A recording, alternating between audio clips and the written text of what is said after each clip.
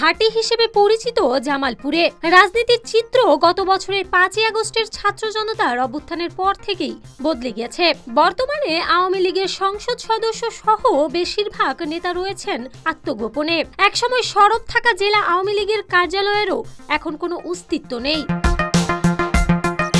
অন্যদিকে জেলা বিএনপির কার্যালয় এখন কর্মী সমর্থকে পরিপূর্ণ। প্রতিকূল পরিস্থিতির কারণে দীর্ঘদিন নিষ্ক্রিয় থাকা জামায়াতে ইসলামীও এখন রাজনীতির মাঠে সরব হয়ে উঠেছে। যদিও তারা এখনো প্রকাশ্যে সব কার্যক্রম চালাতে পারছে না, তবে মাঠ পর্যায়ে সংগঠনের তৎপরতা চোখে পড়ার মতো। সব মিলিয়ে জেলা রাজনীতিতে বিএনপি ও জামায়াত এখন বেশ সক্রিয়। উভয় দলই জাতীয় সংসদ নির্বাচন সামনে রেখে সংগঠন গোছানোর পাশাপাশি জনসম্পৃক্ত কার্যক্রম জোরদার করছে। সম্ভাব্য প্রার্থীরা নিজ নিজ এলাকায় জনসংযোগের পাশাপাশি সামাজিক ও ধর্মীয় অনুষ্ঠানে অংশ নিচ্ছেন নিয়মিত। জামালপুর 1 আসনে সম্ভাব্য প্রার্থী কেন্দ্রীয় বিএনপির কোষাধ্যক্ষ এম রশিদুজ্জামান মিল্লাত, বিএনপির চেয়ারপারসনের উপদেষ্টা ও সাবেক আইজিবি আব্দুল কাইয়ুম, জামায়াতে ইসলামীর কেন্দ্রীয় মজলিসের শুরা সদস্য মোহাম্মদ নাজমুল হক সাইদি ও ইসলামী আন্দোলন বকশীগঞ্জ উপজেলার সভাপতি মাওলানা আব্দুল মজিদ।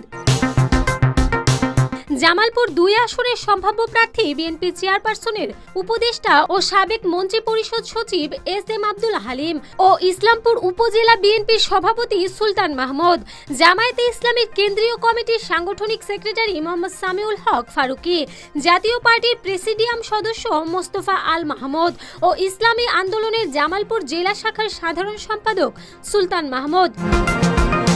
জামালপুর 3 আসনের সম্ভাব্য প্রার্থী বিএনপির জাতীয় নির্বাহী কমিটির সহ সম্পাদক মুস্তাফিজুর রহমান, জামায়াতে ইসলামী জামালপুর জেলা শাখার কর্মপরিষদ সদস্য মাওলানা মজিবুর রহমান, জাতীয় নাগরিক পার্টি এনসিপির কেন্দ্রীয় যুগ্ম সদস্য সচিব লুৎফুর রহমান ও ইসলামী আন্দোলন মেলান্দ উপজেলা শাখার সভাপতি মাওলানা বোরহান উদ্দিন। জামালপুর 4 আসনের সম্ভাব্য প্রার্থী জেলা বিএনপির সভাপতি ফরিদুল কবির তালুকদার, জামায়াতে ইসলামের জামালপুর জেলা শাখার সেক্রেটারি মোহাম্মদ আব্দুল আওয়াল, ইসলামী আন্দোলন সরিষাবাড়ী উপজেলা শাখার সাধারণ সম্পাদক হাফেজ আলী আকবর, জাতীয় পার্টির কেন্দ্রীয় কমিটির সাংগঠনিক সম্পাদক মোহাম্মদ মামুনুর রশিদ ও কেন্দ্রীয় গণ অধিকার পরিষদের সাংগঠনিক সম্পাদক মোহাম্মদ ইকবাল হোসেন। জামালপুর 5 আসনের সম্ভাব্য প্রার্থী জেলা বিএনপির সাধারণ সম্পাদক শাহ মোহাম্মদ ওয়ারেস আলী, কেন্দ্রীয় বিএনপির সহ প্রশিক্ষণ বিষয়ক সম্পাদক নীলুফার চৌধুরী, বিএনপির কেন্দ্রীয় নির্বাহী কমিটির সদস্য ও সাবেক স্বাস্থ্য উপমন্ত্রী মোহাম্মদ সিরাজুল হক, জামায়াতে ইসলামীর জামালপুর জেলা শাখার আমির মোহাম্মদ আব্দুস সাত্তার, ইসলামী আন্দোলনের কেন্দ্রীয় শুরা সদস্য ইউনুস আহমেদ ও গণ অধিকার পরিষদ জামালপুর জেলা শাখার জাকির হোসেন।